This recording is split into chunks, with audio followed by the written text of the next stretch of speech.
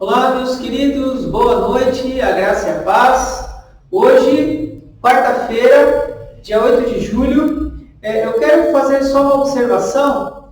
No domingo passado, nós estávamos ali compartilhando e nós tivemos um problema técnico e aí cortou um pouco da nossa transmissão. Então, hoje eu quero fazer apenas uma breve recapitulação, dar uma continuidade de onde nós paramos e já entrar no nosso tema de hoje, que você viu aí nas suas informações e no título aí também do seu link, tá bom? Nós estávamos aí dando uma introdução, uma visão geral da epístola, e aí ficou faltando então nós compartilharmos sobre o destinatário e também a mensagem da epístola. E em relação ao destinatário, Paulo ele comparava Jerusalém com Agar e o Monte Sinai. Quando nós observamos em Gálatas 5, ele fala sobre isso, Apocalipse 11:8, Apocalipse 17:18, está claro que a senhora aí destacada, Babilônia, é uma referência a Roma. Para os destinatários de 1 Pedro, que deveriam saber imediatamente, através do remetente, de onde vinha a carta, não haveria problemas sobre esta discretamente velada referência a Roma. Então, Pedro, ele estava ali escrevendo as suas epístolas e direcionadas ali aos seus amados.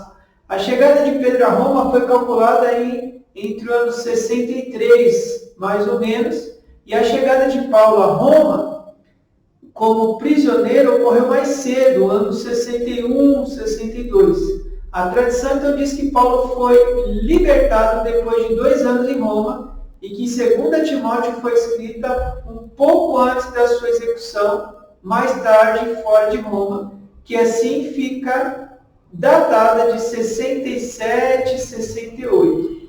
Esta segunda prisão ela é discutida, entretanto, aqueles que a contestam colocam 2 Timóteo em cerca de 2 anos depois da chegada de Paulo a Roma e estipulam-lhe a data de 63 ou 64. Isto se dá um pouco antes do martírio de Paulo e por ocasião da pretendida chegada de Pedro, então, a Roma. Então, é interessante nós notarmos que Marcos, que foi chamado a Roma por Paulo ali em 2 Timóteo 4:11, estava com Pedro quando esta primeira epístola foi escrita, como também Silas e o amigo de Paulo, o seu ex-companheiro de viagem. Então, nós podemos ver aí uma interação desses homens, desses missionários, desses evangelistas, preocupados com a propagação do evangelho e também orientando e direcionando as suas cartas aos seus devidos destinatários. Vamos falar um pouquinho agora sobre a mensagem da epístola, a mensagem da carta. Escrita então aos cristãos das 5 províncias da Ásia Menor, esta carta foi endereçada aos leitores, dirigindo-se a eles como se fossem viajantes dispersos, viajantes estrangeiros, uma figura muito familiar a Israel e trazida, mas também inteiramente aplicável aos muitos leitores cristãos gentios de Pedro. Que ele tinha estes cristãos gentios em mente, isso é muito notório, é visível na carta. Pedro, então, ele lembra que, embora antigamente não era esse povo, era agora povo de Deus. Como ele fala ali, no capítulo 2, versículo de número 10, ele diz assim: vós assim que antes não eres povo, mas agora sois povo de Deus, que não tinhais alcançado misericórdia, mas agora alcançastes misericórdia. Ele então descreve a sua vida passada, vivida na concupiscência dos gentios. Quando nós lemos então, ali no capítulo 4, versículos 3 e 4, ele diz assim: porque basta o tempo discorrido para terdes executado a vontade dos gentios, tendo andado em dissoluções, concupiscências, borracheiras, orgias, bebedices lamentáveis idolatrias. Por isso, difamando-vos, estranho que não concorrais com eles, e ao mesmo excesso de devassidão. Então, o apóstolo Pedro, na sua epístola, nas suas mensagens, ele era bem enfático, né? Nós podemos observar aqui a propriedade, o peso, a exortação, que ele falava assim. Existiam alguns homens ali, né, que eram do povo do Senhor, aparentemente, mas que não tinham suas práticas como cristãos. Viviam com as suas práticas errôneas. Então, Pedro muitas vezes relembra aquilo que eles eram e aquilo que eles deveriam ser também. Ok? Então, hoje, nós fizemos apenas uma recapitulação da mensagem do domingo passado e agora nós vamos dar esse novo tema, né? A série de mensagens Como Ser Orientado na Vida Cristã. O nosso tema é Santidade, Vida Pessoal e Vida Relacional. Até aqui, nós apresentamos informações, talvez uma gama um pouco mais exacerbada aí de informações, mas que também é importante para a nossa compreensão dos textos a seguir, tá certo? E agora nós vamos então compartilhar a respeito da santidade na vida pessoal e na vida relacional também. Quando nós olhamos ali Pedro, 1 Pedro capítulo 1, a partir do verso 13, nós podemos observar essa exortação que o apóstolo fala sobre santidade na vida pessoal. E isso nós podemos observar que o texto mesmo nos traz a percepção. Lembrando que o contexto de toda situação, de toda epístola, de toda a realidade ali do apóstolo, é um contexto de perseguição, um contexto de provações, um contexto de perseverança, de muita dificuldade também naquela época na dispersão. Ok? Então, nós podemos aprender, dentro desse texto que nós vamos ler aqui, pelo menos duas lições sobre santidade. A primeira lição que nós podemos aprender é a santidade na vida. E nós observamos ali, a partir do versículo 13 de 1 Pedro, até o versículo 21. Capítulo 1, versículo de 13 até 21. E eu vou ler ali os primeiros versículos, que diz assim: Por isso, cingindo o vosso entendimento, sede sóbrios e esperai a revelação de Jesus Cristo. Filhos da obediência, não amoldeis as paixões que tinhas anteriormente na vossa igreja. Pelo contrário, segundo é santo aquele que vos chamou, os santos também, vós mesmos, em todo o vosso procedimento. Então aqui o apóstolo ele nos chama, ele nos orienta, ele nos traz a reflexão profunda sobre a santidade. E hoje em dia, no nosso contexto atual, existem muitos cristãos que não prezam pela santidade, que eles não prezam por esta que as Escrituras nos ensinam. Muitas vezes estão envolvidos com N situações que desagradam o coração de Deus, sendo cristãos, sendo salvos, sendo regenerados, mas as suas práticas na sua vida são incoerentes com a palavra, incoerentes com os nossos ensinamentos bíblicos. Então, com isso, o apóstolo Pedro ele fala sobre a santidade na nossa vida. A santidade é algo que nós devemos preservar em nosso coração, devemos preservar em nossa prática diária. Uma vida santa inicia com a mente centralizada na santidade e pureza que encontramos somente em Deus. Por nós mesmos, nós não temos isso na nossa essência. Pelo contrário, nós temos a nossa essência corrompida. Nós somos pecadores, Nós somos libertos do pecado, da escravidão, porém nós convivemos com o pecado.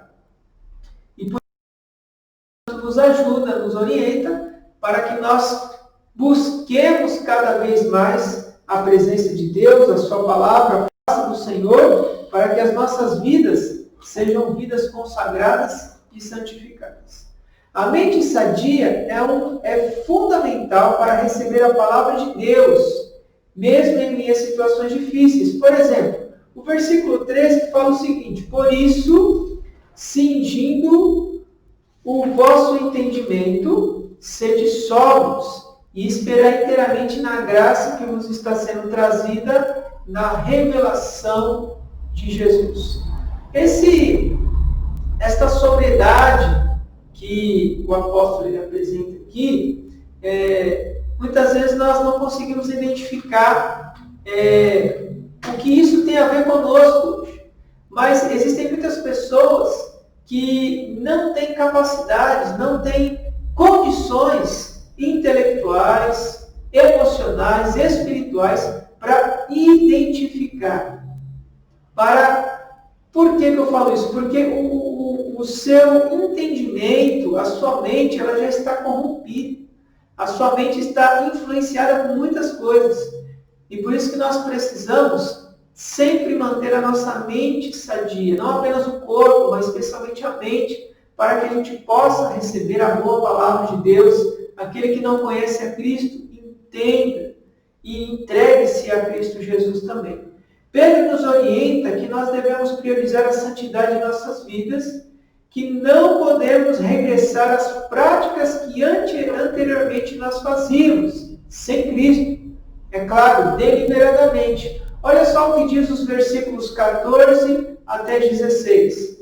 Como filhos da obediência, não vos amoldeis as paixões que tinhas anteriormente na vossa ignorância. Ou seja, uma mente pervertida, práticas que tinham anteriormente, o apóstolo está exortando aqueles seus destinatários. Olha, ele está dizendo assim, o que vocês faziam lá no passado, quando vocês tinham a mente, quando vocês não tinham mais a mente de Cristo, vocês não podem, vocês estavam na ignorância, mas agora vocês não estão, pelo contrário, segundo é santo aquele que vos chamou, tornai-vos santos, também vós mesmos, em todo o vosso procedimento. Ele está falando assim, aquilo que vocês praticavam no passado, vocês não praticam mais hoje. Aquilo que vocês faziam no passado, a sua vida hoje deve ser diferente. Porque vocês devem ser santos, assim como Deus é santo. E ele coloca assim no versículo 16, porque escrito está, sede santos, porque eu sou santo. E isso é uma referência, logicamente, a Deus, a Cristo, a santidade do nosso eterno Pai. O discípulo Pedro também traz à memória que se seus irmãos clamavam ou invocavam a Deus como Pai, era-lhes necessário que as suas vidas correspondessem a uma vida regenerada, a uma vida transformada, porque nós sabemos que foi pago um alto preço por isso. Olha só o que diz então, vamos observar o versículo 17 das Escrituras, 18, 19 e versículo 20, que diz assim: ora, se invocamos como Pai aquele que sem acepção de pessoas julga segundo as suas obras a cada um, portai-vos com temor durante o tempo da vossa peregrinação. Ou seja, o que ele está falando para nós? Se vocês que clamam Deus de Pai, Ele não faz acepção de pessoas. Deus, Ele ama incondicionalmente o pecador e não o pecado que ele comete. Ele não faz acepção de pessoas. E nós sabemos que nesse tempo que vocês vão passar neste mundo, vocês devem passar esse tempo com esta vocação que foi dada a vocês. Portai-vos com temor no tempo da vossa peregrinação. Ou seja, uma vez que você foi salvo, uma vez que você entregou a sua vida a Cristo, uma vez que você foi regenerado, o tempo que você viver nesta vida, o tempo que Deus permitir a você, haja com temor, com reverência, com amor a Deus. E ele continua no versículo 18, sabemos que não foi mediante coisas corruptíveis, como prata ou ouro, que fostes resgatados do vosso fútil procedimento que vossos pais vos legaram. Ou seja, ele está falando que não foi as coisas deste mundo que resgatou a vida deles, mas foi o sangue do Cordeiro, o sangue de Cristo. Porque o que os seus pais haviam legado para ele eram procedimentos fúteis, eram coisas que eram deste mundo, eram situações que não levavam a Cristo Jesus. E o verso 19 diz assim, mas pelo precioso sangue, como de cordeiro sem defeito e sem mácula, o sangue de Cristo. E o verso 20 ele conclui assim, conhecido com efeito antes da fundação do mundo, porém manifesto no fim dos tempos, por amor de vós. Ou seja, o sangue de Cristo, nosso Senhor Jesus, antes da fundação do mundo, já era conhecido. E ele verteu o seu sangue, e ele se fez manifesto também, por amor de nós, no fim dos tempos. E certamente quando Jesus deu-se ali a sua vida, entregou a sua vida na cruz do Calvário, fez a obra da redenção, certamente Deus ele estava concluindo a obra que ele deveria fazer. Uma vida santa é fruto de uma fé genuína somente em Cristo Jesus. Foi possível sermos regenerados e ressuscitados com Ele. E olha só, quando a gente observa o versículo 21 de 1 Pedro, olha só o que diz. Que por meio dele tendes fé em Deus, o qual ressuscitou dentre os mortos e lhe deu a sua glória, de sorte que a vossa fé e esperança estejam em Deus. Somente isso. Uma vida santa é fruto de uma fé genuína. De fato, quando nós somos testados, somos provados sobre a nossa fé, e nós somos aprovados através desse teste, a nossa santidade, ela cresce um pouco mais. Os nossos músculos espirituais, a nossa fé aumenta um pouco mais. E certamente o apóstolo Pedro, ele sabia das situações que aqueles irmãos estavam passando e ele estava ali relembrando, exortando, amando e vos orientando. A segunda lição e última lição que nós podemos aprender deste texto, deste primeiro capítulo, se encontra aí nos versículos 22 e 25. Pedro, então, ele relembra que os seus contemporâneos em Cristo foram purificados pela palavra. Sendo assim, era possível e necessário que eles expressassem um amor genuíno e fraternal. Versículo 22, ele dá uma mudança. Ele faz uma ponte daquilo que ele estava falando na questão da santidade da vida, e depois ele vai falar sobre essa santidade no amor fraternal. Olha só o que diz no verso 22. Tendo purificado a vossa alma pela vossa obediência à verdade, tendo em vista o amor fraternal, não fingido, amai-vos de coração uns aos outros ardentemente. Olha só que expressão interessante, né? Ele fala da questão da purificação, da obediência à verdade da palavra do Senhor e esse amor não fingido. Então, ele faz essa transição mostrando, olha que nível vocês alcançaram e vocês chegaram. E ele fala, ó, se vocês chegaram nesse ponto, então, ame uns aos outros de coração, ardentemente.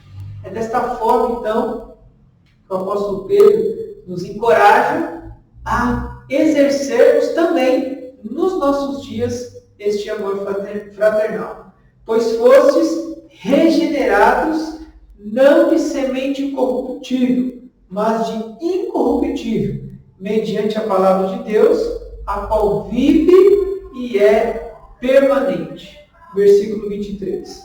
Podemos notar que na cosmovisão humana, a regeneração é algo frágil, que logo se acaba. O homem acha que o novo nascimento é algo muito superficial, que o novo nascimento é algo muito pequeno, não tem tanta relevância.